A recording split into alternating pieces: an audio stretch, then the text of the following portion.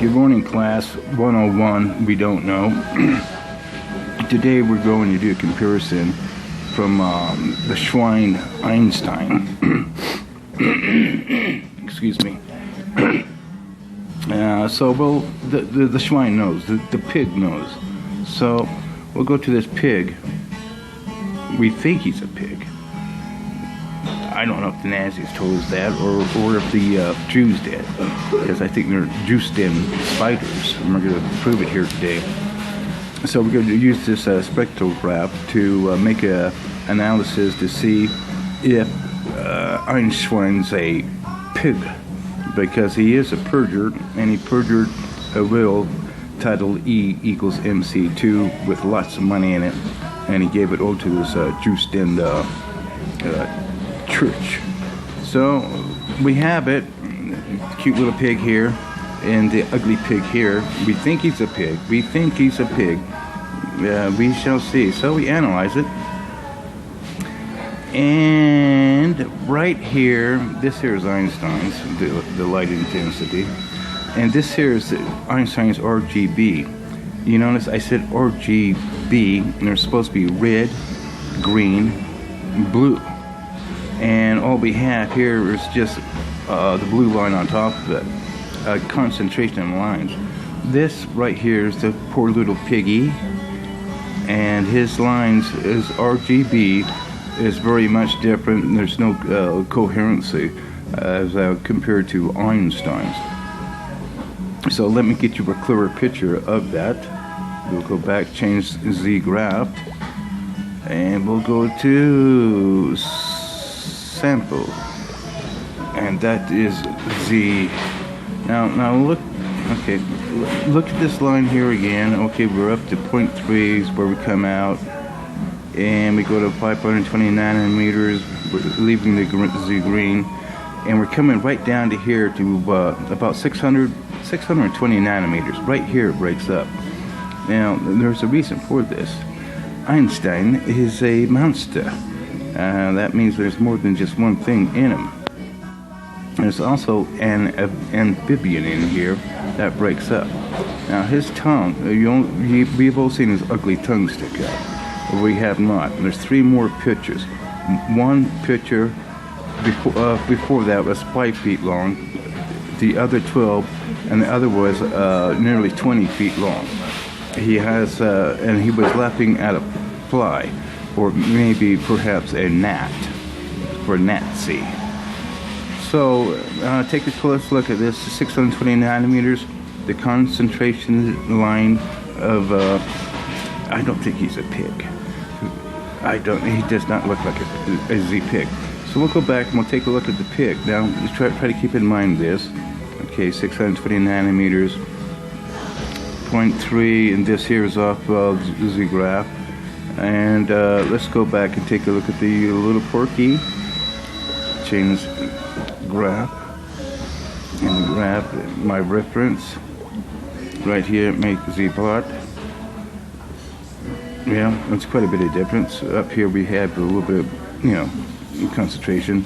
Other than that, okay, he's up around here, 0.7 at 640 nanometers. 0.3, 0.3, all through here. Okay, so we'll go back, and we're gonna have to look for a better subject, a better reference list. Let's go back here and take a look at it. The Schweinstein's, once we call it. Okay, right here we are. He's really high in the blue. This is transmitted. In the blue, it's 293. You notice the RGB, the blue line was right on top of all the green line and the red line. Right here he is again. We're coming down here to 620 nanometers. Something happens here. Something happens here at 620 nanometers. Let's go back and take a look at the absorbency. Okay. Okay, let's see, 420 nanometers, he's right flat, going up to 480, starting his climb, and he's, okay, right here at 620 nanometers, he peaks at 0.75. Alright, let's go back and try to find a closer sample of not the Schweinstein. This is going to be the Bugstein. Let's see if I can navigate. Okay, let's see, choose reference. Now on the sub-reference I have mislabeled it as MAC10. Even though if it says MAC10, it's going to be Hesperus. Let's see if I can find it. It's such a large library, it's getting larger all the time. Okay, so here we go. A MAC10 is mislabeled MAC10.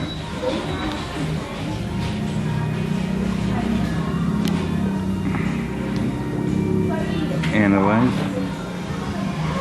Okay, this here is much closer to Einstein. Right here is the Black Widow, and notice the concentration of lines. Now there is this symbiosis with Einstein, and that's why it's not just totally identical.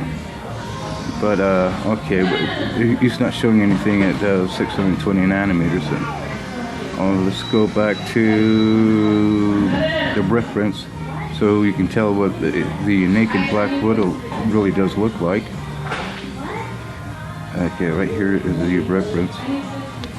Make plot. Okay, this here is a good concentration line, and this here is what Einstein is. But half of them is a Hesperus Black Widow spider. Let's see, it's up here at 0.2, it doesn't get to 0.3, and okay, let's go back to Bugstein, who has perjured the E and C well. Okay, let's, okay, went through the sample. There it is again, very tough concentration lines. Right here it breaks up at 620 as amphibian symbiosis. And don't ever like Einstein, you know. He's a perjure, he's a monster.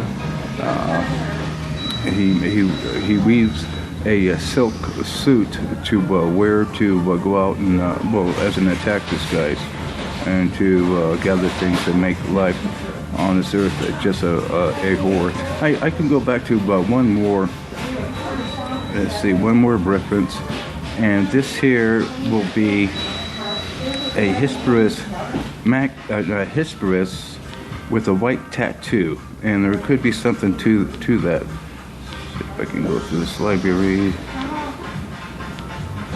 Okay, come on. Okay. This here, he's going to do approximately the same thing. It's going to be very close to him. This right here is the Hesperus with the white tattoo. He has the same concentration lines, but he manages to run all the way across the screen. Let's see if I can go back and change graph, point that out a little bit more clearly.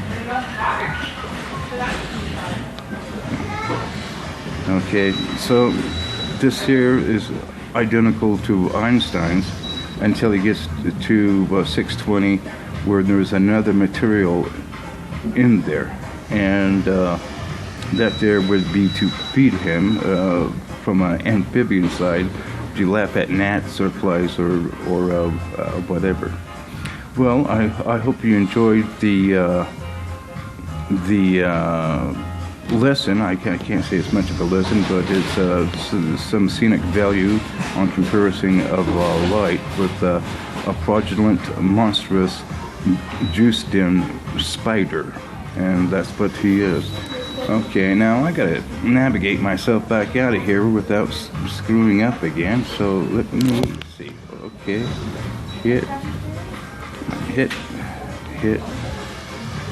Thank you.